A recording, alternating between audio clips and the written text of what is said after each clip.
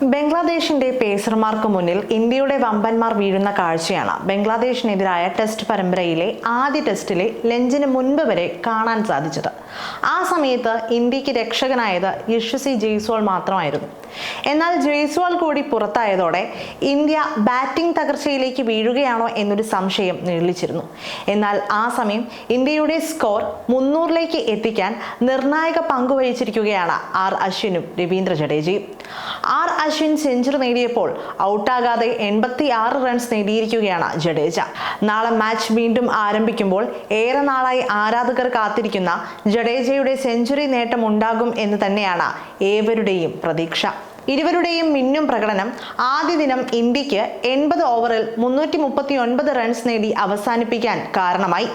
Captain Rohit Sharma, Virat Kohli, Shubman Gill എന്നിവർ ലഞ്ചിന് മുൻപ് തന്നെ ഔട്ടായി. ഇതോടെ ഇന്ത്യ ബാറ്റിംഗ് തകർച്ചയിലേക്കാണോ നീങ്ങുന്നത് എന്നൊരു ഭയം ആരാധകരിലും നിഴലിച്ചു.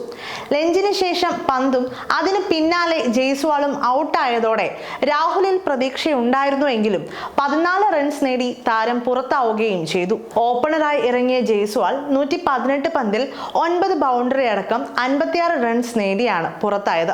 ലഞ്ചിന് ശേഷം ഋഷഭ് പന്തിന്റെ വിക്കറ്റാണ് ഇന്ത്യക്ക് ആദ്യം നഷ്ടമായത്. 52 പന്തിൽ 39 റൺസ് നേടിയ പന്തിനെ ഹസൻ മഹ്മൂദാണ് പുറത്താക്കിയത്.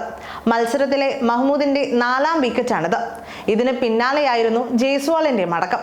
KL രാഹുലിന്റെ വിക്കറ്റാണ് ഈ സെക്ഷനിൽ ഇന്ത്യക്ക് അവസാനം നഷ്ടമായത്. ടോസ് നഷ്ടപ്പെട്ട് ബാറ്റിംഗിനിറങ്ങിയ ഇന്ത്യക്ക് മോശം തുടക്കമായിരുന്നു ലഭിച്ചത്. 9.2 ഓവറിൽ 34 റൺസ് എടുക്കുമ്പോഴേക്കും 3 മുൻനിര വിക്കറ്റുകളാണ് നഷ്ടമായത്.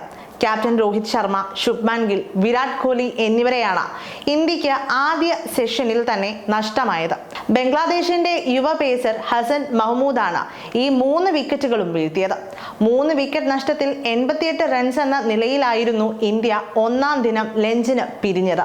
പക്ഷേ അവിടെ നിന്നാണ് ഇന്ത്യ 339 എന്ന സ്കോറിലേക്ക് എത്തിയത്.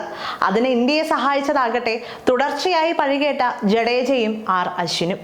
അതേസമയം ഇന്ന് നടന്ന മത്സരത്തിൽ ക്രിക്കറ്റ് പ്രേമികൾ ശ്രദ്ധിച്ച ഒരു യുവ പ്രതിഭ കൂടിയുണ്ട്. അത് ബംഗ്ലാദേശിന്റെ യുവ പേസർ അസർ മഹ്മൂദാണ്.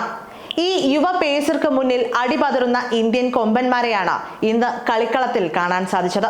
ഇന്ത്യയുടെ ക്യാപ്റ്റനെയും കിങ് കോഹ്ലിയെയും എല്ലാം വളരെ നിസ്സാരമായാണ് ഈ യുവ പേസർ കളിക്കളത്തിന് പുറത്തെത്തിച്ചത്. എന്തായാലും ടെസ്റ്റ് പരമ്പര ആരംഭിക്കുന്നതിന് മുൻപ് തന്നെ ക്രിക്കറ്റ് വിദഗ്ധരും ആരാധകരും നൽകിയ മുന്നറിയിപ്പുകൾ തെറ്റിയില്ല.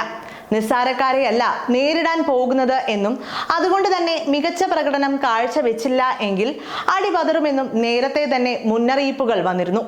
ക്യാപ്റ്റൻ രോഹിത് ശർമ്മയും നേരിടാൻ പോകുന്നത് നിസ്സാരക്കാരെയല്ല എന്ന് വ്യക്തമാക്കിയതാണ്. എന്തായാലും വരും ദിവസങ്ങളിൽ ഇന്ത്യയുടെ പ്രകടനം എങ്ങനെയായിരിക്കുമെന്ന് കണ്ടറിയാം.